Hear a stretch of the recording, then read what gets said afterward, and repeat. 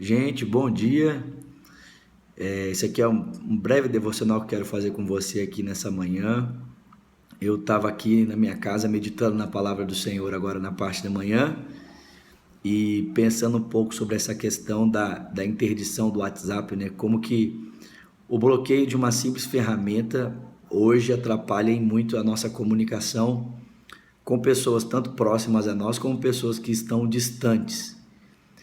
E assim como o WhatsApp, né, o bloqueio, a interdição do WhatsApp por uma questão da Justiça Federal atrapalha a nossa comunicação hoje, assim muitas vezes também o pecado acaba atrapalhando a nossa comunicação com outras pessoas, né? A nossa arrogância, a nossa vaidade, o nosso orgulho, o nosso egoísmo acaba também ferindo, atrapalhando a nossa comunicação com outras pessoas, mas também atrapalha a nossa comunicação com Deus. Muitas vezes o pecado ele interfere diretamente na nossa comunicação com o nosso Pai Celestial.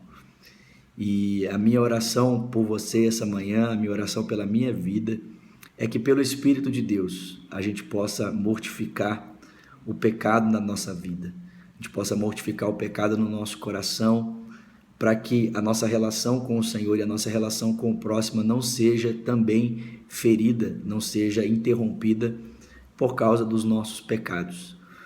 Só existe uma possibilidade para mim e para você de Deus destruir o pecado em nós sem nos destruir, né? A Bíblia vai dizer que nós não apenas pecamos, mas nós somos pecadores. E como é que Deus pode destruir o pecado no pecador, né? O pecado é uma coisa que faz parte da nossa natureza. E a Bíblia Sagrada diz para mim e para você como é que Deus pode destruir o pecado em nós sem nos destruir, né? Sem que a nossa pessoa seja destruída, mas o pecado seja destruído. O ego seja destruído, mas não a nossa personalidade. Como é que isso é possível? Somente em Cristo Jesus, pela atuação do Espírito, né? Porque em Cristo, a Bíblia diz que Deus julgou o pecado sem julgar o Filho de Deus. O pecado foi julgado em Jesus, não foi Jesus quem foi julgado, porque ele não tinha pecado. Mas em Cristo o nosso pecado foi aniquilado.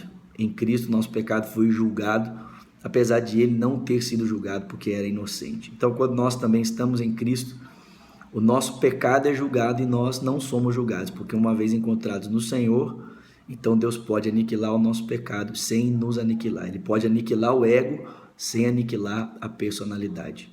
Então, que nesse dia Deus traga graça, traga paz ao seu coração e que essa breve reflexão possa alimentar a sua vida em nome de Jesus.